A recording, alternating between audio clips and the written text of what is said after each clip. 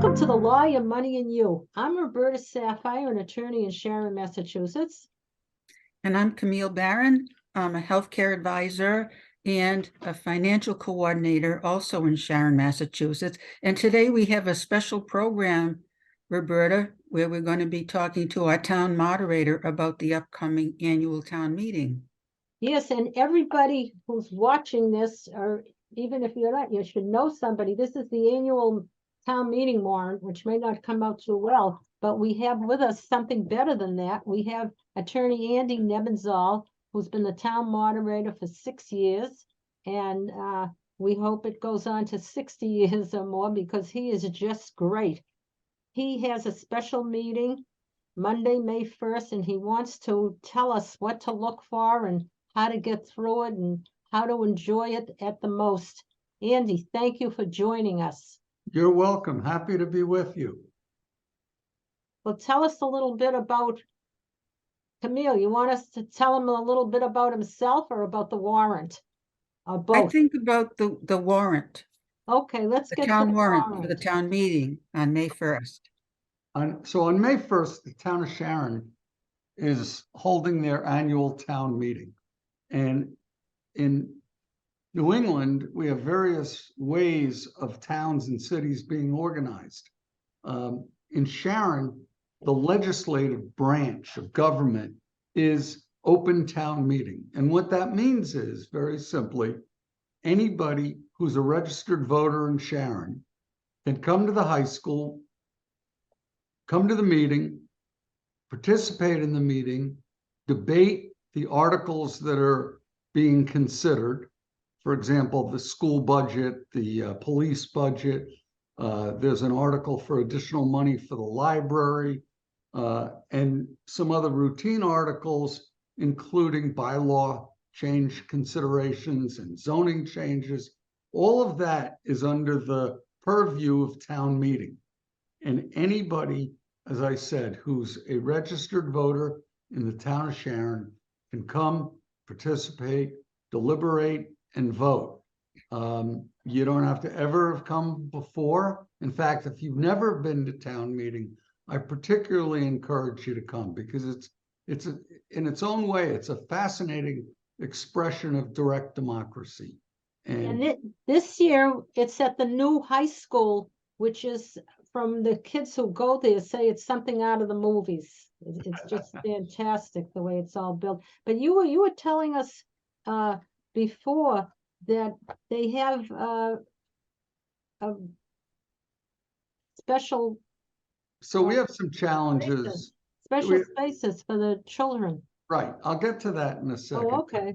The way we usually conduct town meeting is only eligible voters can come into the hall. So if you have a child, historically we would have daycare set up. The kids at the high school would help us with that.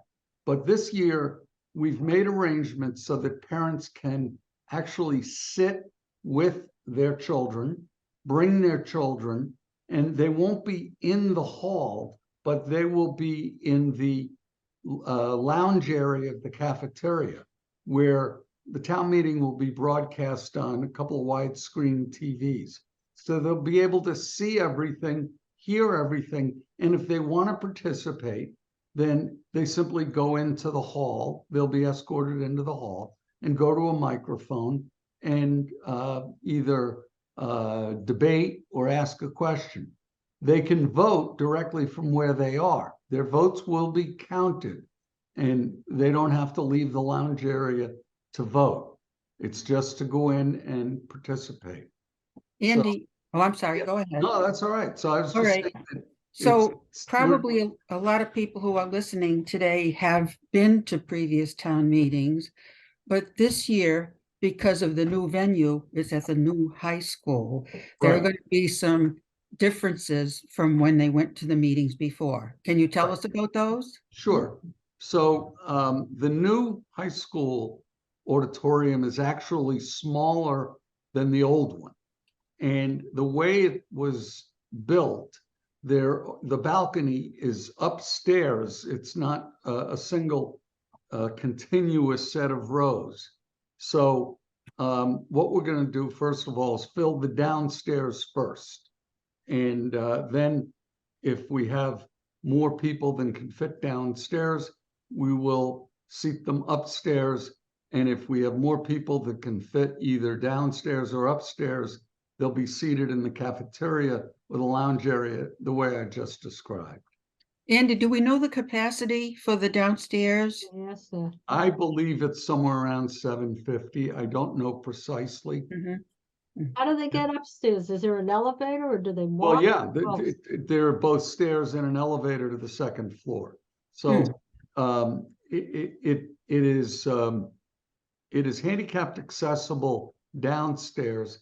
It's not clear to me whether it's handicapped accessible upstairs.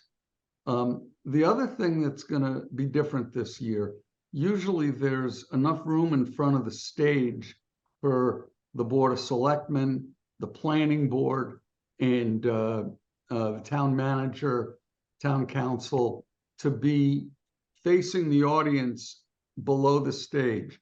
But because it's too narrow to fit people in there, they're going to have to sit in the audience in a designated section towards the front. There also will be, I just want to mention, closed captioning for hearing impaired people. And there'll be a designated area for hearing impaired people so that they can see the closed captioning, which will be done simultaneously to the extent that they need that service. That's great to hear. There's so many people who would need to be have a little extra support in hearing everything clearly. I'm getting there myself. Yeah, I know what you mean. You did a preview of this meeting, didn't you? Everybody to see what they needed and like you're Well, saying it's smaller. We did a logistical meeting with the town clerk and his staff, the town manager and his staff, cable TV, who of course Yeah, always do a great job. Always, yeah. They work incredibly hard and do an excellent job at town meeting. And the sound man, Mark, who's always there. So yes, we had a lengthy logistics meeting earlier this month, or maybe it's late last month, But the in preview- March. And then you have another pre-meeting coming up in April, right, Andy? Yes, Camille, thank you. On Monday before town meeting, the date escapes me at the moment. 24th, April 24th. April 24th, I'm going to conduct by Zoom a pre-town meeting, organizational meeting. So at that time, I go through the warrant article by article. So I get a sense of who's going to be making presentations, Oh, boy. who's going to be arguing, if there's an effort on a particular article to have a number of people speak, I need to know that so that we can do it in an organized way.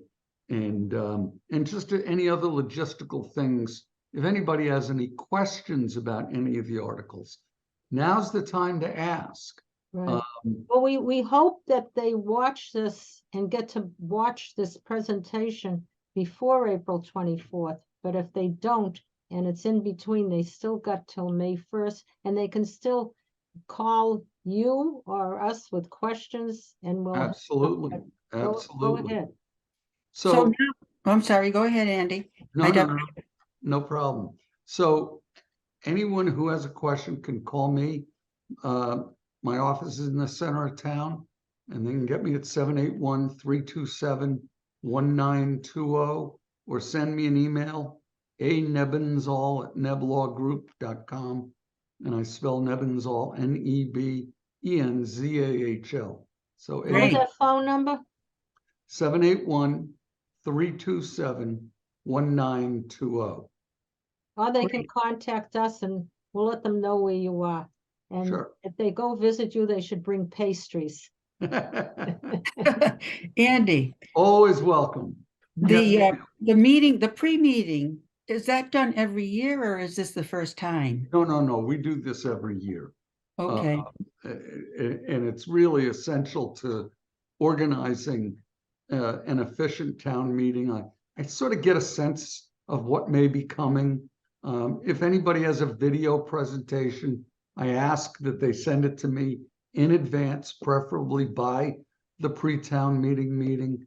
I have to review it and make sure that it complies with the proper decorum for town meeting. It's not too long, things like that. Do you find that having those pre-meetings cuts down on the debate during the town meeting itself? Camille, that's a great question. If people have questions, they should attend pre-town meeting and ask them then. If they don't understand an article, we can explain it to them so that when we come to town meeting, there would be fewer questions than if people didn't prepare in advance. My view of town meeting is it's primarily for debating and voting.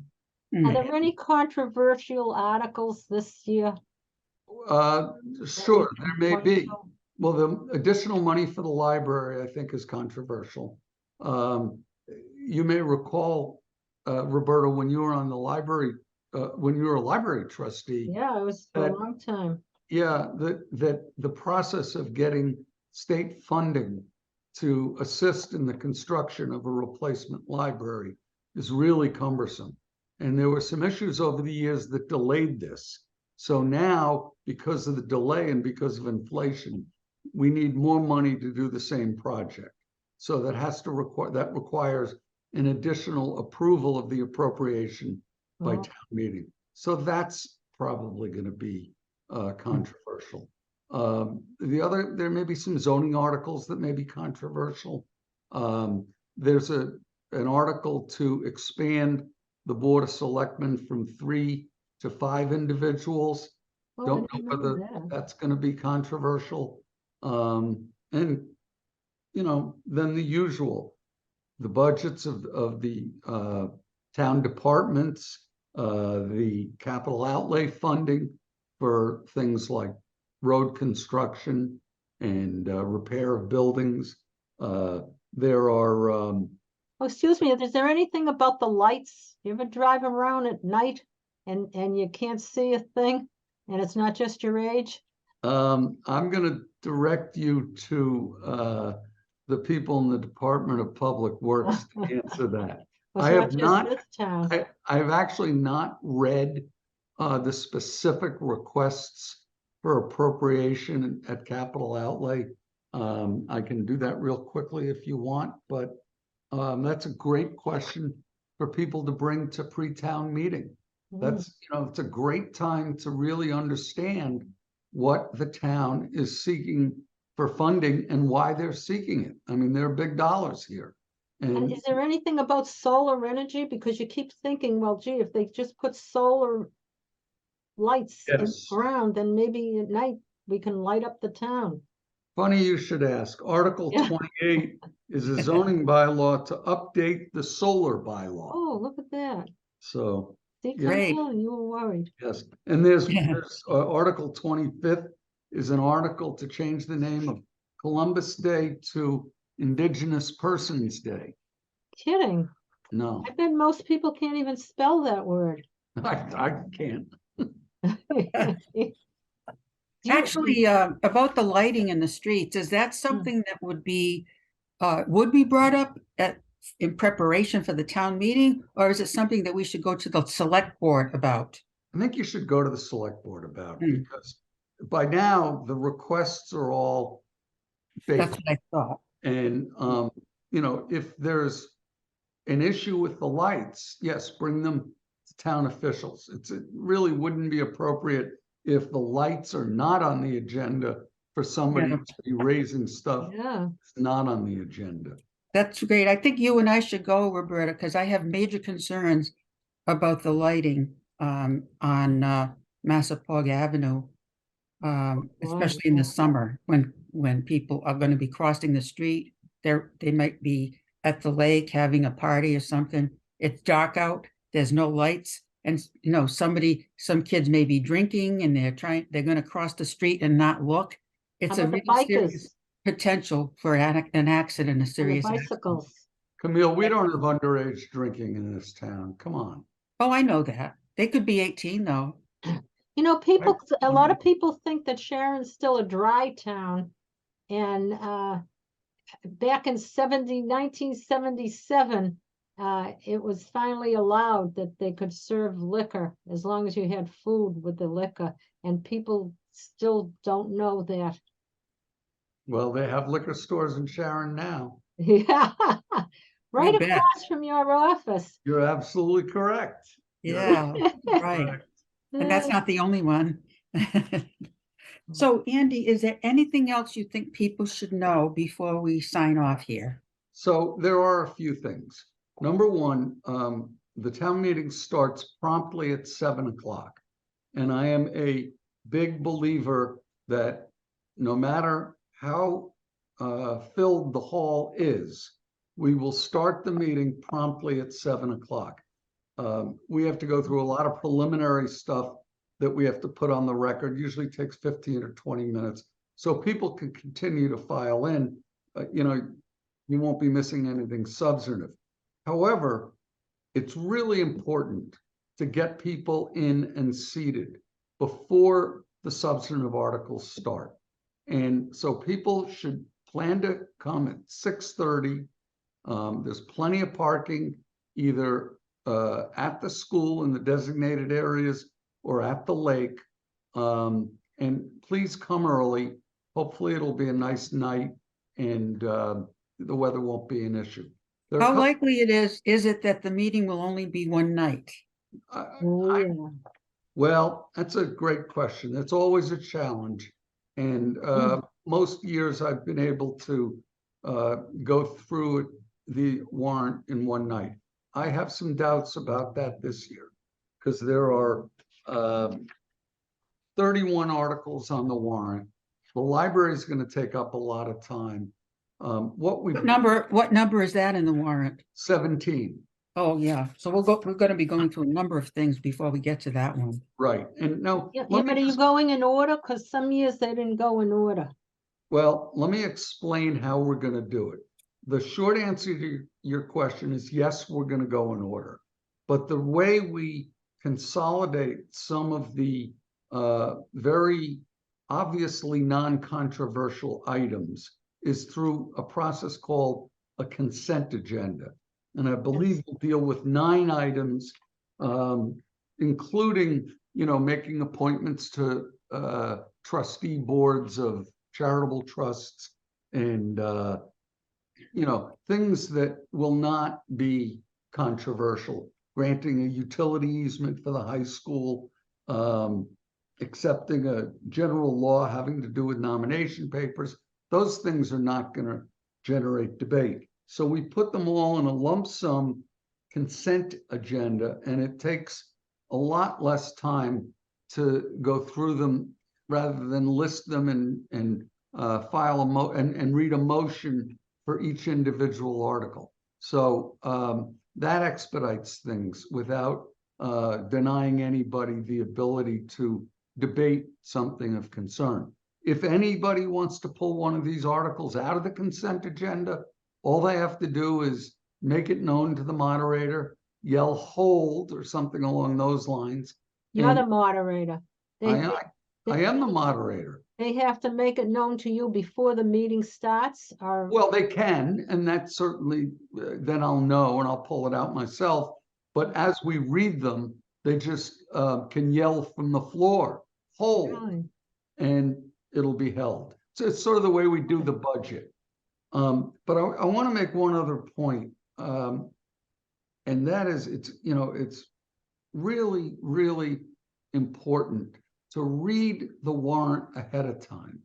There's a lot of time wasted where people ask questions that are clearly explained in the warrant. The warrant has been expanded over the years to include not just a quick finance committee recommendation and a summary of the article, but some more detailed explanations as to what the implications of the article are.